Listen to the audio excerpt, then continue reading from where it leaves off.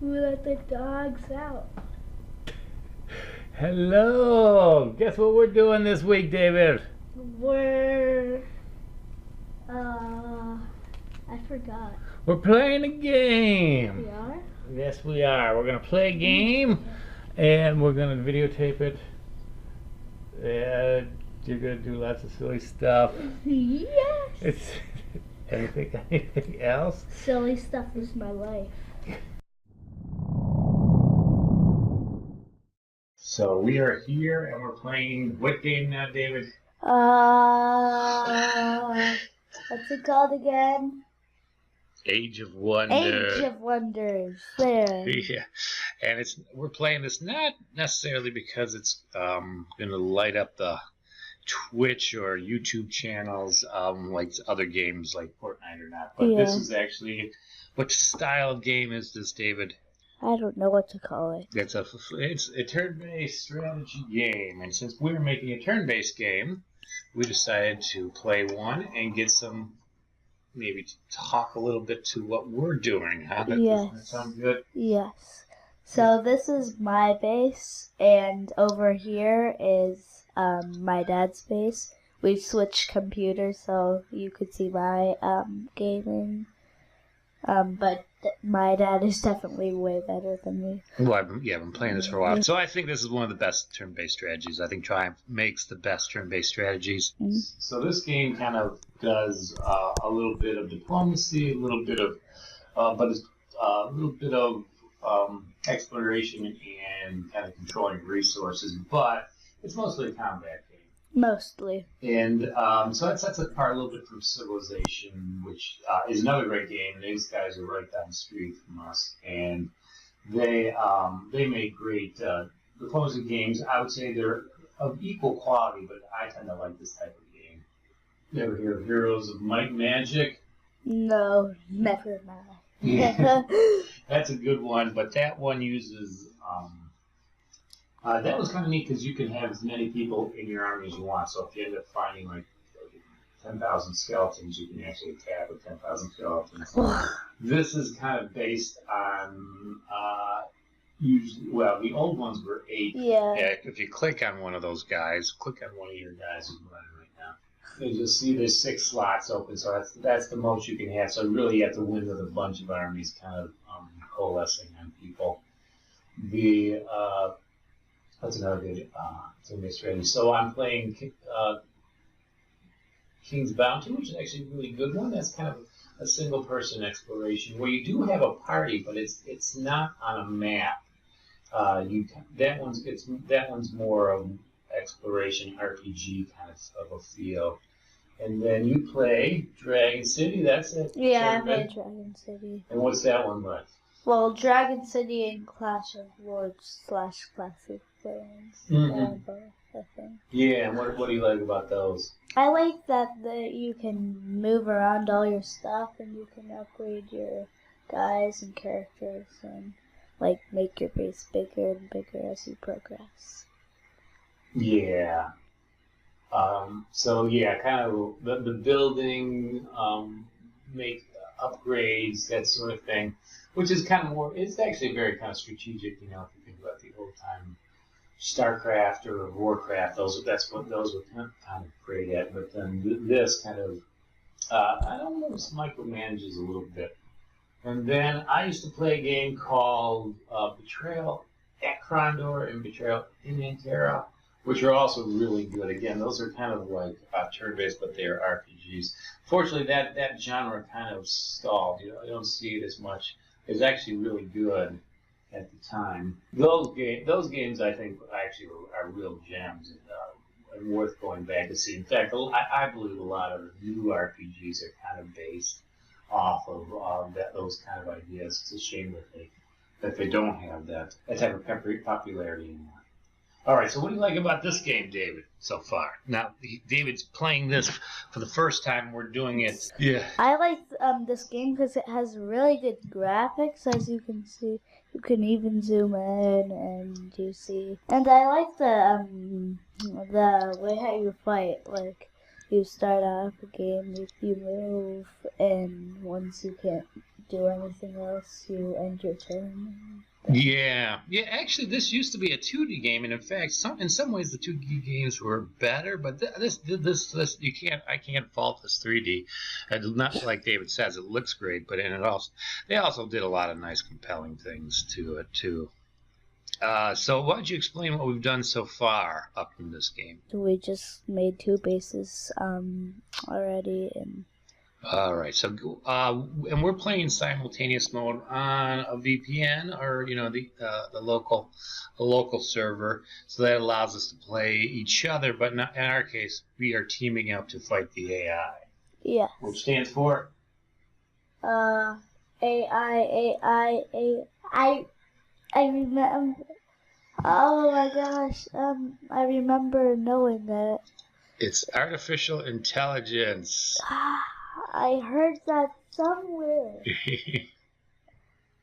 All right, so why don't you go ahead and play? Whenever one of us fights, the other person sees it on their PC. So we are going to play a little bit and maybe give you a flair for the game, and then kind of talk about, if our game will have any of these components. So go ahead, David.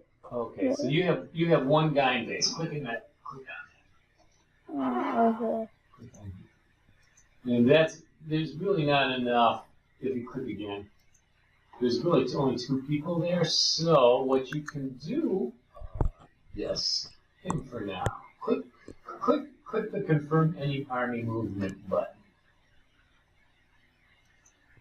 and that's where my main guy was. So he said, so he can fight either the one with 4 or the one with 3 in it. So go ahead and right click on either of those 2. Wait, this guy or this guy? Yeah, you can fight either one of those. I'll fight this guy. All right. And go ahead and show them how to win, there. Okay. If you need any help, I'll come over. Manual combat, I'm pretty sure. Yeah. Yeah, because in Clash of Lords or Clash of Clans, it's auto combat. Yeah, you just make your guys run around. You can do auto combat, but I always find it more fun. Yeah. So right now, we're going to be able to see this on both of our screens. We'll do dual screens probably in the future, but right now we'll just do one. Okay, so since David's the attacker, he gets to move all of his guys first. Wait. And you can turn the hexes off, but I always like to keep them on. So. All right. So the light colors means that he can, if he's got a shooter, he can shoot 3 times. If he goes into a semi-light color, then he can only shoot 2 times. And if he goes into the reddish color, that means he can only shoot once. Does that work okay? Yeah. So at this point, probably what you want to do is throw a spell on them. Wait, and then so see that little star by your picture down there? Right, this? Yeah, go ahead and click on it. And go ahead and do a rain of poison blades on somebody. Alright, so we're going to move back. So we just picked one of these groups, and these monkeys are actually pretty weak against it, and they'll throw poo at us, so we don't want to do that, right? So you want to hit the ward or the poop throwers? The poop throwers. Alright, go ahead and click on them. They're more dangerous than you think. So click on the poop throwers right here. Yeah, it gets rid of a good amount of them, but you got more guys to do so. In the bottom right corner, what Dave was looking at, and I'm sure you guys are. You can actually go through the pictures. No. No. So, all right. So let's go ahead and click on spells again. Or unless you want to try something different. Cast spell. And then he can't cast another spell, but the other guy can. So you can do the magic fist. Ooh. And now you gotta find one of these guys that. So you gotta click on these guys. Oh. And look at that. And that guy's dead, so we're done with that. But now, go ahead, Dave. Let's see what else you got. Oh, that's a fire unit. Oh, you know what's cool is go click the lady on. Go click the lady right there. This lady? Yeah, he's on the polar guys. Now get as close as to any of them as you possibly. Okay. And then she's got a special power of Blizzard, which is right there, or where she's clicking, and he's as opposed to someone else. You see how that knocks 16 out? That's pretty cool. Yeah. So now you just knocked 16 out, and now if you want to click on the Mammoth Rider there at the bottom right. Mammoth Rider, this dude. Wait, Yeah, this you guy? can, no, you can just click right here, and I'll go right to it. Oh, that's Mammoth Rider. Alright, and you can, why don't you pound that, the words. And so, they take a little bit of damage, but they're dead, so now all you have to get is the monkey poo. Alright. Monkey Do poo. you have any shooters? So Wait, let me. the Frosting Raider really doesn't do anything. All you can do is move it. You might want to move him towards it. Actually, you can move him right up there. Ooh, he's got a long range considering. Oh, you don't want to do that. because now we're kind of in the way. So when you do shoot at him. So, but go ahead. You can right click and click those things. Ooh, Wow. not doing so good. So this, did you have another Frosting Rider? Or do you go ahead and do it? And move him just closer. You're not going to be able to get anywhere with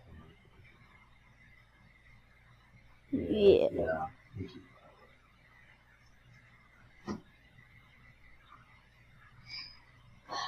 So what Dave's going to do is just make this guy block. There we go. And so that gives him a little bit more defense should the monkeys attack him next time. Oh, you don't have anything left? What about the other guy? Oh, that's right. Yeah, I just went to bed. Yeah, one of the guys who can do the magic is actually back in the base. That's your main leader. So all right, click to end that turn. And turn this way. Yeah.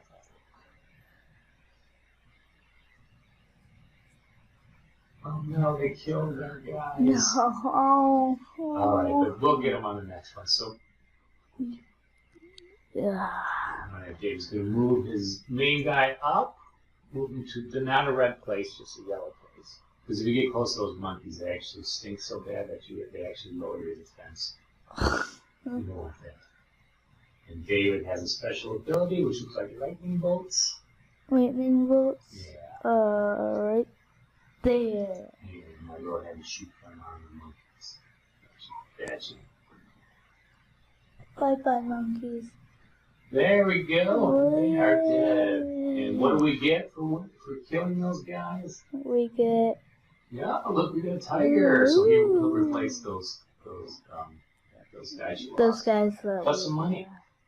Ooh. Take that and put them in the fire. So click on and do it.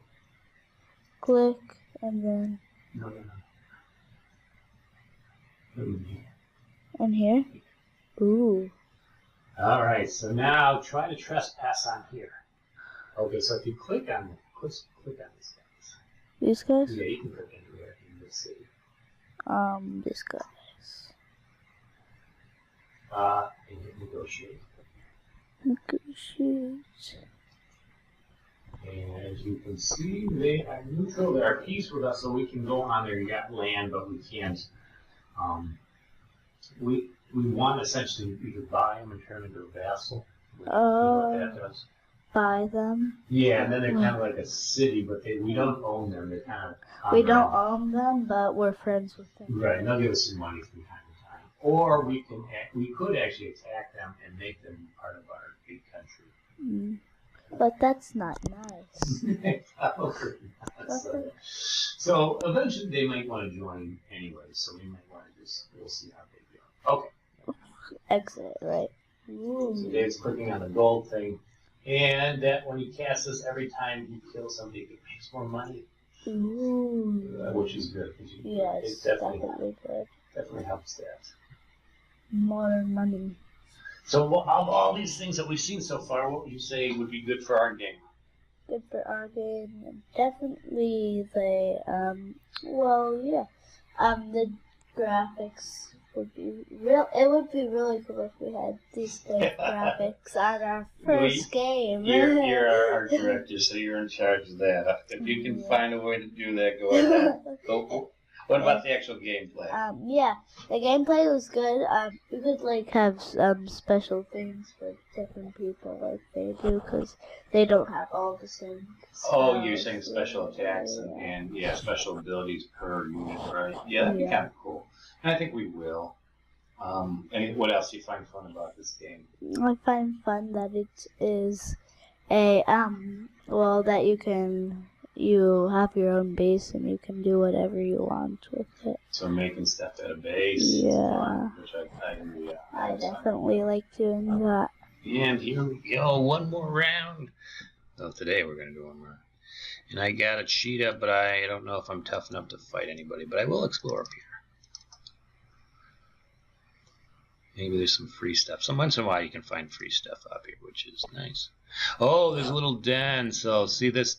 I found a little den of evil. You do? Which, yes, so some of these things can continually spawn bad guys out until you kill them, which is kind of cool because once you kill them, they stop bothering you, and you can kind of get some money from it.